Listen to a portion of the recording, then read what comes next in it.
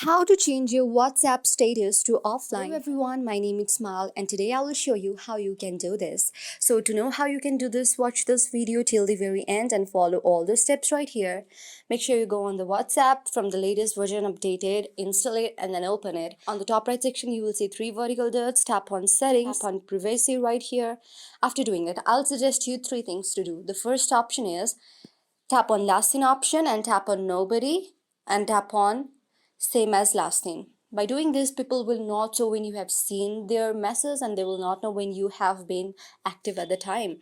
So after you do this, simply go on status and then tap on share only with and share your contact with only specific number who you want to be online with. After you do that, other people will not be seeing that you are online right there. And the next thing what you should do is tap on your live location and tap on none, which I have already done on my WhatsApp, and also tap on groups. And now this is for who can add you on the group, so it is better not to save it to my contacts only because you might miss out some groups if you do so. So for active status, this is all you should do. I hope this video helps you. If you like the video, then thumbs up, subscribe and comment on our video, and watch more video like this. Please do subscribe our channel.